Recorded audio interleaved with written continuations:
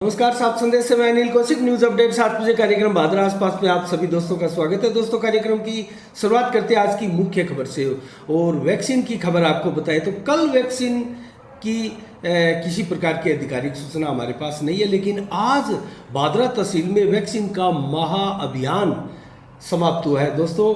और आज 20,000 से अधिक वैक्सीन की कोविशील्ड वैक्सीन की डोज लगी है। और इस 20,000 वैक्सीन की डोज लगने के बाद क्या है स्थिति भादरा तहसील में वैक्सीनेशन की, तो इसके बारे में बताऊं तो 2,52,000 से कहीं अधिक वैक्सीनेशन भादरा में हो चुका है। और भादरा में तहसील में पूरे में जो वैक्सीन योग्य लोग हैं वो दोस्तों विभाग द्वारा चिन्हित किए गए हैं, वो 2,26,534 है। अर्थात लगभग इनको डोज लगनी है 4,53,068 डोज इनको लगनी है। और डोज अब तक लगी है भादरा में 2,52,000 अर्थात 2,01,82 डोज, लगभग 2 लाख आप मानकर चले, 2 लाख डोज अभी भी लगनी शेष है। तो कुल मिला के भादरा का वैक्सीनेशन अभियान बहुत अच्छा चल रहा है और 55% से अधिक को अब तक वैक्सीनेट किया जा चुका है। तो कुल मिला के अब स्थिति ये है कि वैक्सीनेशन सेंटर पर इतनी भीड़ नहीं लगती जितनी कि प्रारंभ में, जब जनवरी में ये अभियान चला था दोस्तों, तब लगने प्रारंभ हुई थी।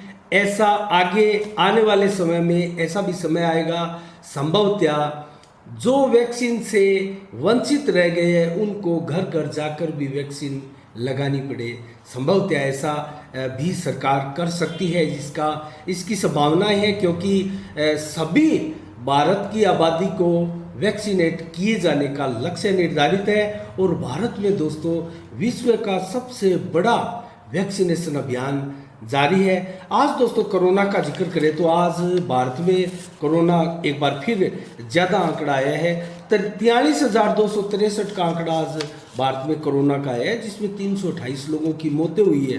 केरल में आज भी 30,196 सर्वाधिक मामले आए हैं, जबकि महाराष्ट्र में 4,174 मामले आए हैं।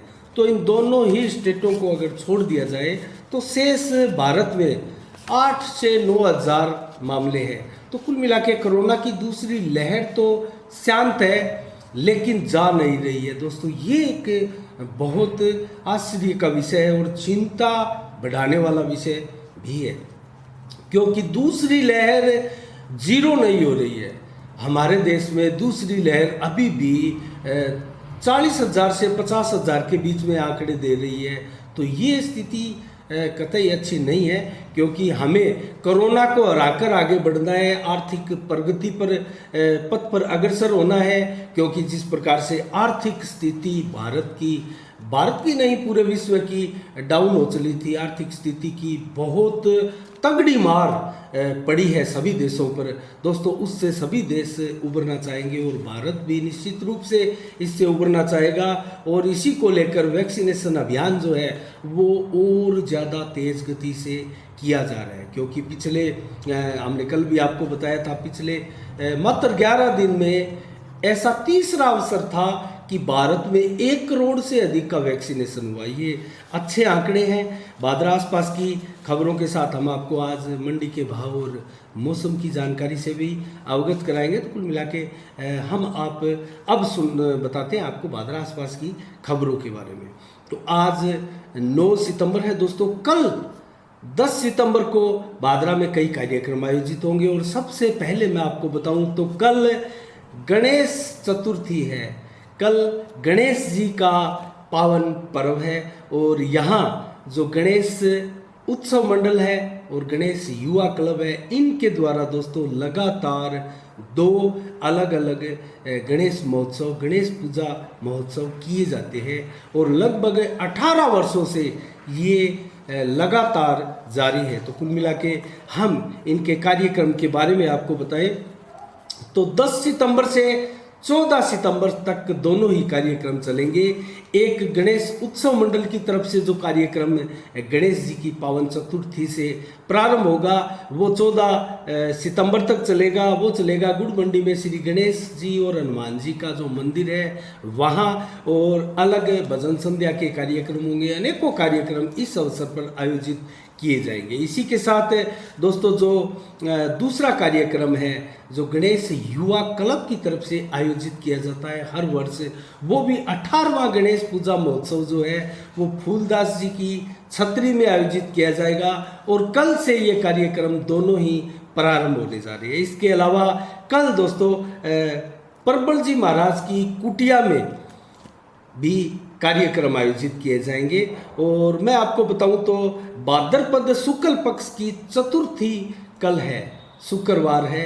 भाद्रपद की शुक्ल पक्ष की चतुर्थी, इसी को गणेश जी का ये पावन पर्व मनाया जाता है। तो दोस्तों कुटिया में क्या होने जा रहा है? कुटिया में इस उपलक्ष्य में मंगलाचारण और गणेश गौरी का पूजन होगा, और पूजन तत्पश्चात जो है वो सहस्त्र नामावली से पूजन अर्चन किया जाएगा। इस पुनित कार्य में भाग लेने के लिए आप सभी धर्म प्रेमी जन जो है इसमें शामिल हो सकते हैं और पुण्य के भागीदार बन सकते हैं। इसके अलावा दोस्तों मैं आपको बताऊं तो कल 10 सितंबर को अशोक सैनी सहित प्रदेश के कई नेता भादरा दौरे पर आने वाले हैं। दोस्तों उनका राजस्थान में एक प्रकार से अभियान चल रहा है, और ये राजस्थान के सभी करीब करीब जिलों में अपनी यात्रा के माध्यम से चलते हुए कल भादरा पहुंचेंगे, जिनमें अशोक सैनी भादरा के ही निवासी है। इसके अलावा अनेकों और भी जो है भाजपा के यहाँ नेतागण शामिल हो रहे हैं। उनका एक प्रकार से अभिनंदन कार्यक्रम भादरा में बड़ी संख्या में कार्यकर्ताओं के साथ आयोजित किया जाएगा, और कस्बे के मुख्य मार्गों से एक रैली भी कार्यकर्ताओं की निकलेगी। तो ये कार्यक्रम हम इसकी कवरेज भी करेंगे। तो कुल मिला के अन्य कार्यक्रमों के बारे में आपको मैं बताऊं तो कांग्रेस नेता एडवोकेट रविंद्र मोटसरा को दोस्तों लगातार दूसरी बार प्रदेश कांग्रेस कमेटी में सेवा दल का राजस्थान का प्रदेश सचिव बनाया गया है। दूसरी बार लगातार मोटसरा को जो है वो प्रदेश सचिव बनाए गए हैं। तो इसको लेकर स्थानीय कांग्रेसियों में अति उत्साह भी है, और बड़ी संख्या में रविंद्र मोटसरा एडवोकेट को बधाई देने वाले कांग्रेसियों का तांता लगा है, और सोशल मीडिया पर भी बड़ी संख्या में रविंद्र मोटसरा को बधाइयाँ दी जा रही है। इसके अलावा जयपुर अमृतसर के लिए एक नई रेलगाड़ी की सौगात दोस्तों हनुमानगढ़ सादुलपुर ट्रैक पर मिली है।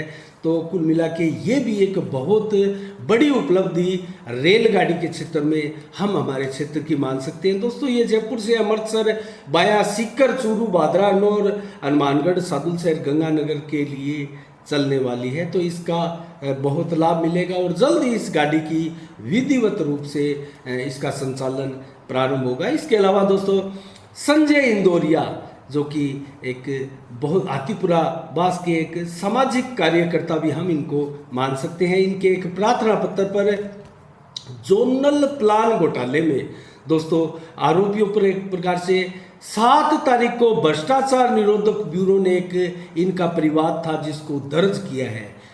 संजय इंदौरिया का एक परिवाद था जो भ्रष्टाचार निरोधक ब्यूरो द्वारा दर्ज किया गया है दोस्तों 7/9/2021 को, और इसमें जोनल प्लान में हुए 70 लाख के गबन को लेकर पूरी पत्रावली है। ये पूरे इसमें नाम सहित दोस्तों इसमें चेयरमैन भी शामिल है। तत्कालीन चेयरमैन उस समय रईसा बानो थी। इसके अलावा अधिशासी अधिकारी जयन व एक बाबू भी इसमें उसकी भी भूमिकाएं बताई जा रही है।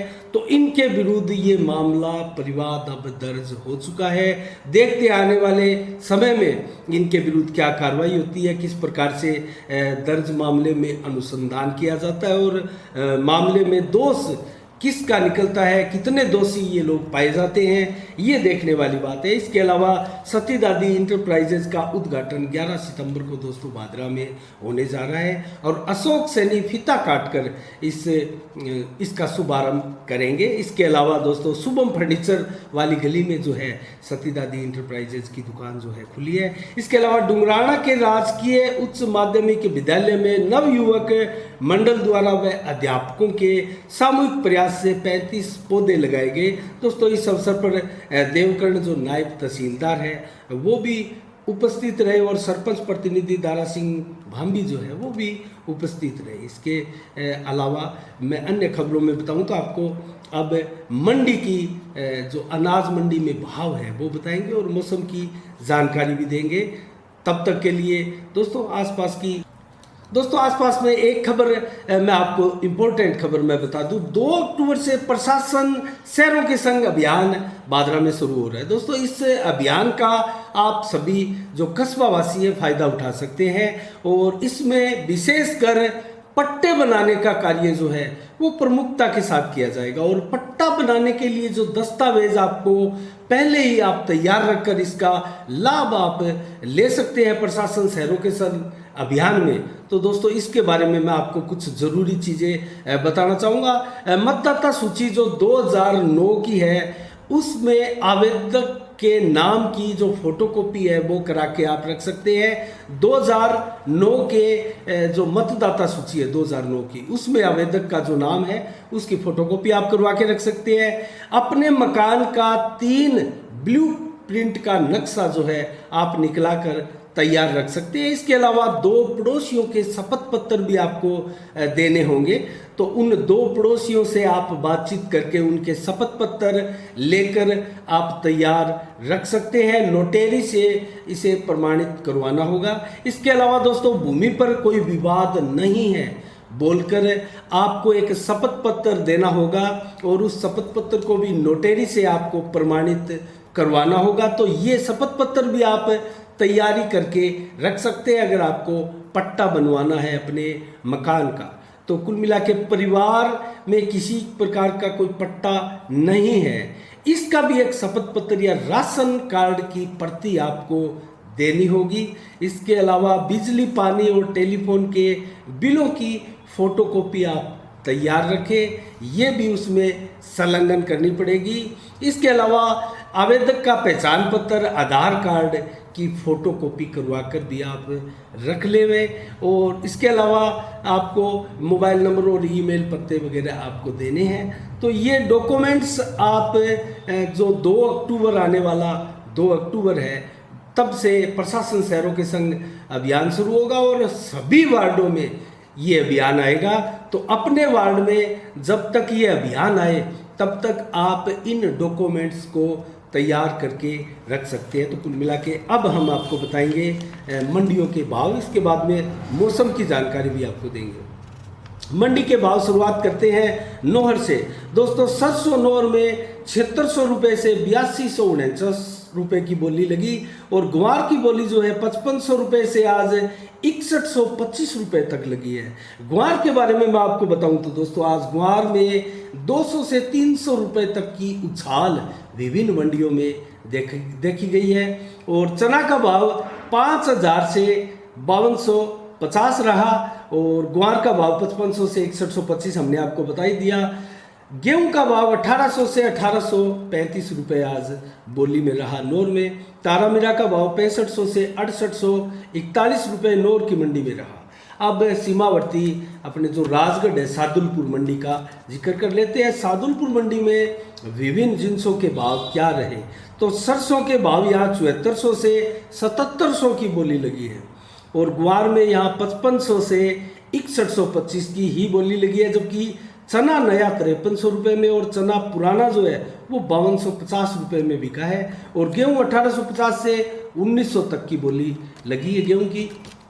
मूंग की बोली दोस्तों 5400 रुपये से 6200 रुपये की सादुलपुर में लगी है। मोट की बोली 6000 से 6900, जबकि मेथी 6800 से 7100, बाजरा की बोली 1600 से 1625, जौ की बोली 1850 से 1900, तारामीरा की बोली 6300 रुपये रही है। इसके अलावा विजयनगर मंडी का जिक्र कर लेते हैं। विजयनगर मंडी में गुआर 5200 रुपये से 5801 रुपये तक की बोली पर छूटा। और चना दोस्तों 4015 से 4015 तक की रहा। गेहूँ 1905 से 1908 तक की बोली लगी, जबकि सरसों 7512 तक की बोली लगी है। और मूंग की बोली 5725 से 6800 रुपये तक की गई है। और कपास 5100 रुपये से 6380 रुपये की बोली लगी है। इसके अलावा हनुमानगढ़ मंडी में नरमा 6300 से 6835 रहा। अब हरियाणा की मंडियों का जिक्र करें तो आदमपुर मंडी में नरमा 6100 से 6646 रहा, जबकि गुआर 6400 रुपये तक गुआर की बोली लगी है। और सर्वाधिक गुआर की बोली दोस्तों आदमपुर में 6400 रुपये तक की रही है। और यहाँ उछाल जो है आप 400 रुपये तक का देखा जा रहा है। तो इसके अलावा फतेहाबाद में नरमा 6000 से 6600 रहा। कपास की बोली 6200 से 6750 रही। और बुन्ना मंडी में नरमा 6560 रहा। कपास 6741 रही। सिवानी मंडी में सरसों 7200 से 7650 रही। गुआर यहाँ 5700 से 6150 रुपये रहा। और मूंग की बोली 5800 से 6500 रुपये तक लगी।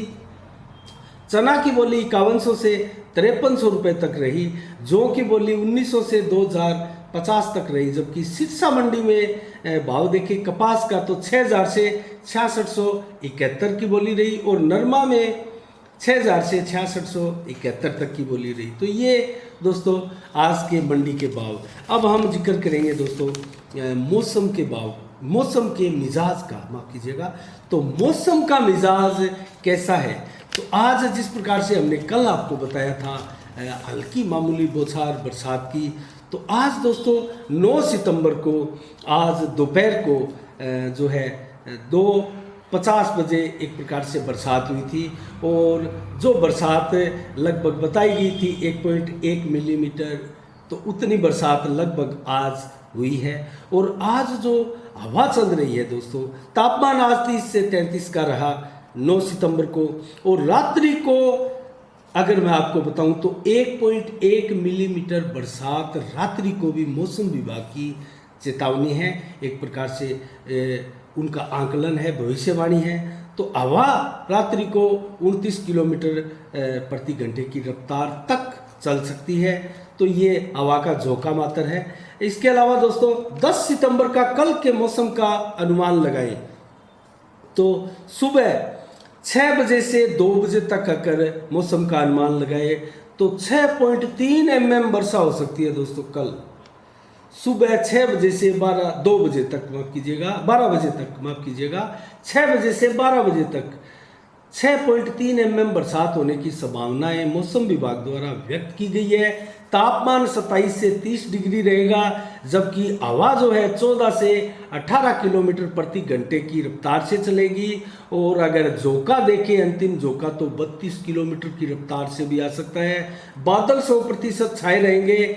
और कुल मिला के 12:06 बजे तक का दिन का देखें, दोपहर को 12 बजे से शाम 6 बजे तक का मौसम देखें तो हवाएं 22 किलोमीटर की रफ्तार से, अर्थात हवा तेज होगी। और बादल 100% छाए रहेंगे। और बरसात भी 5.1 mm यहाँ बताई गई है। तो बरसात दिन भर कल रुक रुक कर हो सकती है। इसके अलावा दोस्तों तापमान 31 से 32 डिग्री कल का बताया गया है। इसके अलावा शाम को कल 6 बजे से रात्रि को 12 बजे तक मौसम कैसा रहेगा इसके बारे में बताएं तो हवा चलेगी 14 से 18 किलोमीटर प्रति घंटे की रफ्तार से। और बादल 100% छाए ही रहेंगे, जबकि तापमान 28 से 30 डिग्री का रहेगा। और वर्षा 0.4 मात्र बूंदाबांदी एक बार थोड़े समय के लिए हो सकती है। तो इसके अलावा रात्रि को 12 बजे से सुबह 6 बजे तक का अगर मैं मौसम कल का बताऊं आपको तो हवा 14 किलोमीटर की रफ्तार से ही चलेगी, अर्थात वर्षा जो है 1.1 मिलीमीटर बरसात जो है रात्रि को भी इस पहर में भी हो सकती है। बादल छाए रहेंगे और तापमान जो है वो 28 से 29 डिग्री का रहेगा। तो कुल मिला के आज जो हल्की बरसात हुई थी, कल जिस प्रकार से मौसम विभाग की चेतावनी थी, भविष्यवाणी थी, दोस्तों कुल मिला के भविष्यवाणी जो है मौसम विभाग की कुल मिला के अच्छी भविष्यवाणी मौसम विभाग द्वारा लगातार व्यक्त की जा रही है, संभावनाएं व्यक्त की जा रही है विभिन्न संसाधनों के द्वारा। तो इसके साथ आज के 7 बजे के समाचार में दोस्तों इतना ही। कल ठीक शाम 7 बजे फिर आपसे रूबरू होंगे नई खबरों के साथ, नई समीक्षा के साथ और किसी नए विश्लेषण के साथ। तब तक के लिए दोस्तों आप अपना बहुत बहुत ख्याल रखिएगा। मुझे दीजिएगा इजाजत। सात संदेश से मैं अनिल कौशिक। नमस्कार। जय भारत, जय जय राजस्थान।